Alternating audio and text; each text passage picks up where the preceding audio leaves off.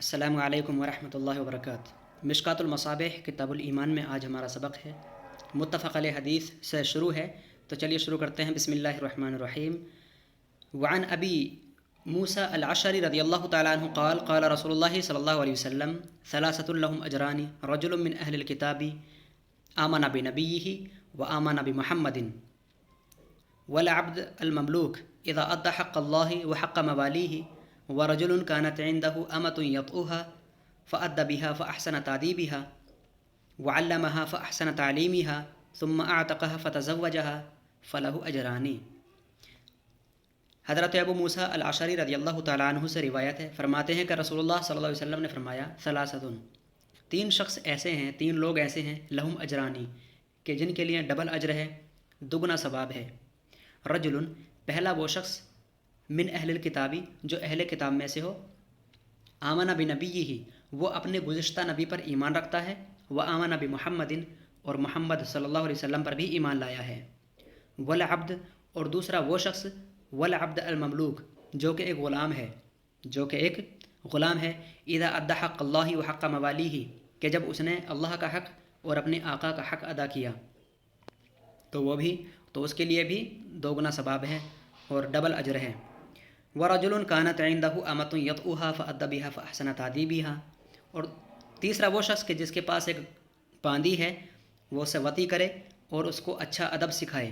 وعلمها فأحسن تعليمها، اور اس کو اچھی طرح سے تعلیم دے، ثم اعتقها، پھر اس کو آزاد کرے، فتزوجها، اور پھر اس سے شادی کرے، فله اجران، تو اس کے لیے بھی ڈبل اجر ہے۔ اگلی حدیث، یعنی یہ جو شخص بیان کیے گئے ہیں تین طرح کے، کہ جو اہل کتاب میں سے تھا، پہلے اہل کتاب میں سے ہے اور گزشتہ نبی پر ایمان لاتا ہے اور نبی صلی اللہ علیہ وسلم پر بھی ایمان لایا، تو اس کے لیے ڈبل اجر ہے۔ اور ایک غلام پر، تو اس کے لیے بھی ڈبل اجر ہے کہ جب وہ اللہ کا حق ادا کرے اور اپنے آقا کا حق ادا کرے۔ اور ایک ایسا شخص کہ جس کے پاس باندی ہے اور وہ اس کے ساتھ وطی کرتا ہے اور اس کو اچھی طرح سے ادب سکھاتا ہے اور اس کو اچھی تعلیم دیتا ہے، پھر اس کو آزاد کرتا ہے، تو اس کے لیے بھی، اور آزاد کرنے کے بعد اس سے شادی کرتا ہے، تو اس کے لیے بھی ڈبل اجر ہے۔ اگلی حدیث ملاحظہ کیجیے، متفق علیہ کی حدیث ہے، یعنی امام بخاری اور امام مسلم نے اس حدیث کو روایت کیا ہے۔ عن ابن عمر رضی اللہ عنہ قال قال رسول اللہ صلی اللہ علیہ وسلم امرت ان اقاتل الناس حتى يشهدوا ان لا اله الا الله وان محمد رسول الله ويقيموا الصلاة ويؤتوا الزكاة فاذا فعلوا ذلك عصموا مني دماءهم واموالهم الا بحق الاسلام وحسابهم على الله الا ان مسلما لم يذكر الا بحق الاسلام۔ حضرت ابن عمر رضی اللہ تعالیٰ عنہ سے روایت فرماتے ہیں کہ رسول اللہ صلی اللہ علیہ وسلم نے ارشاد فرمایا، امرت ان اقاتل الناس، مجھے حکم دیا گیا ہے کہ میں لوگوں سے قتال کروں، جنگ کروں، حتی یشہدوا ان لا الہ الا اللہ، حتیٰ کہ وہ گواہی نہ دے دیں کہ بے شک کوئی معبود نہیں اللہ کے سوا اور محمد اللہ کے رسول ہیں، جب تک وہ یہ گواہی نہ دے دیں مجھے حکم دیا گیا ہے کہ میں قتال کروں، جنگ کروں۔ ویقیموا الصلاۃ، اور جب تک وہ نماز کو قائم نہ کریں، ویؤتوا الزکاۃ، اور زکوٰۃ کو ادا نہ کریں۔ فَإِذَا فَعَلُوا ذَلِكَ، اگر وہ ایسا کرنے لگیں، یعنی توحید اور رسالت پر ایمان رکھتے ہوں اور نماز اور زکوٰۃ کو ادا کرتے ہوں، تو فَإِذَا فَعَلُوا ذَلِكَ، اگر وہ ایسا کرنے لگیں، عَصَمُوا مِنِّي دِمَاءَهُمْ وَأَمْوَالَهُمْ، تو مجھ سے معاف ہو جائے گا ان کا خون اور ان کا مال، الا بحق الاسلامی، ہاں مگر جو اسلامی حقوق ہیں وہ معاف نہیں ہوں گے۔ اگر کوئی شخص ایمان لانے کے باوجود اسلامی حقوق کی پامالی کرے تو ان تمام حقوق کے بدلے ان کو سزا دی جائے گی۔ مثال کے طور پر اگر کوئی شخص زنا کرے اسلام لانے کے بعد تو اس پر حد زنا جاری کیا جائے گا، اور اگر کوئی شخص چوری کرے تو حد السرقہ، چوری کی جو حد ہے، جو سزا ہے، وہ جاری کی جائے گی۔ اور اگر کوئی شخص کسی پر جھوٹی تہمت لگائے تو اس جھوٹی تہمت کے بدلے اس پر سزا دی جائے گی، مگر وہ کہ جو اسلام کے حق اللہ تبارک و تعالیٰ نے ان لوگوں پر جاری کیے ہیں وہ معاف نہیں ہوں گے۔ وحسابهم علی اللہ، اور یہ حساب اللہ تبارک و تعالیٰ کے پاس ہے، اللہ تبارک و تعالیٰ کے پاس ہے۔ یا تو اس کا معنی یہ ہوگا کہ اگر کوئی شخص چھپ کر گناہ کرے اور اس کا کسی بندے کو پتہ نہ ہو، وحسابهم علی اللہ، تو ایسے بندوں کا حساب اللہ تبارک و تعالیٰ کے ہاں ہے، الا ان مسلما، ہاں مگر یہ کہ جب وہ مسلمان ہو، الا ان مسلما، ہاں مگر یہ کہ جب وہ مسلمان ہو۔ لم یذکر، اور امام بخاری اور امام مسلم نے اپنی کتاب کے اندر الا بحق الاسلام کا لفظ ذکر نہیں کیا، الا بحق الاسلام کا لفظ کلمہ ذکر نہیں کیا ہے۔ اگلی حدیث ملاحظہ کیجیے، عن انس انه قال قال رسول اللہ صلی اللہ علیہ وسلم من صلی صلاتنا واستقبل قبلتنا أو أكل ذبيحتنا فذلك المسلم الذي له ذمة الله وذمة رسوله فلا تخفروا الله في ذمته۔ حضرت انس رضی اللہ تعالیٰ عنہ سے روایت فرماتے ہیں کہ رسول اللہ صلی اللہ علیہ وسلم نے ارشاد فرمایا، من صلی صلاتنا، جس نے ہمارے ساتھ نماز پڑھی، واستقبل قبلتنا، اور ہمارے قبلے کی طرف اس نے رخ کیا، واکل ذبیحتنا، اور ہمارے ذبیحے میں سے کھایا، ذبیحے میں سے کھایا مطلب ہمارا ذبح کیا ہوا جانور میں سے گوشت کھایا، فذلک المسلم الذی لہ ذمۃ اللہ، تو یہ وہ شخص ہے کہ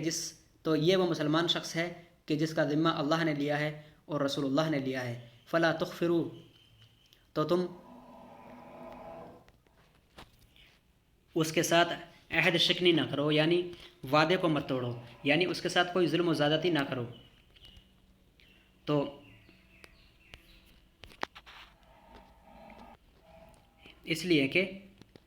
اللہ فی ذمتہ، اس کے ذمے میں اللہ تبارک و تعالی ہے۔ یہ بخاری شریف کی حدیث ہے، حدیث صحیح۔ اگلی حدیث ملاحظہ کیجیے، عن ابی ہریرہ رضی اللہ عنہ قال اتى اعرابی النبی صلی اللہ علیہ وسلم فقال دلنی علی عمل اذا عملته دخلت الجنۃ۔ آیا ایک اعرابی، ایک دیہاتی شخص نبی صلی اللہ علیہ وسلم کے پاس اور کہا، مجھے ایک ایسا عمل بتائیے کہ جس پر میں عمل کروں تو جنت میں چلا جاؤں۔ قال، اللہ کے رسول صلی اللہ علیہ وسلم ارشاد فرماتے ہیں،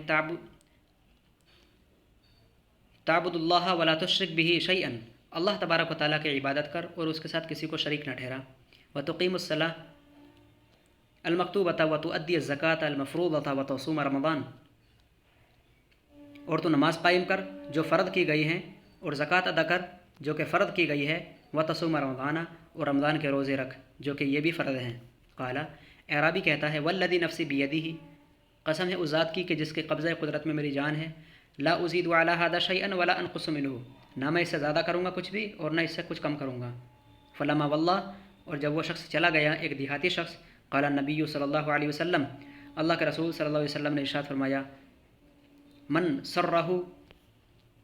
ان ينظر الى رجل من اہل الجنۃ فلا ينظر الى ھذا، اگر کسی شخص کو یہ خواہش ہے اور یہ دلی امید ہے کہ وہ کاش ایک جنتی شخص کو دیکھ سکے، فلا ينظر الى ھذا،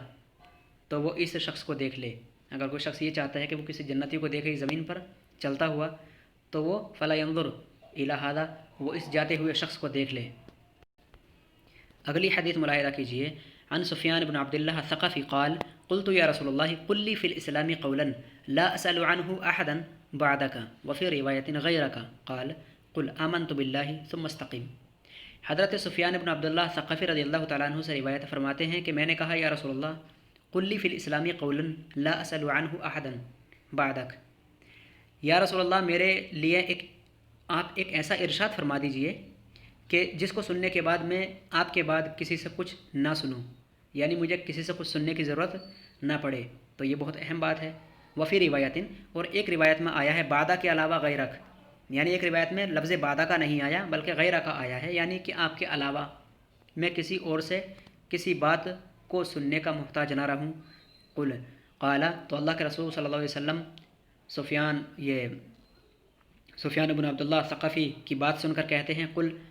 آپ کہو، آمنت باللہ، میں اللہ پر ایمان لایا، ثم استقم، پھر اسی پر برقرار رہو۔ رواہ مسلم، امام مسلم نے اس کو اپنی کتاب کے اندر روایت کیا ہے۔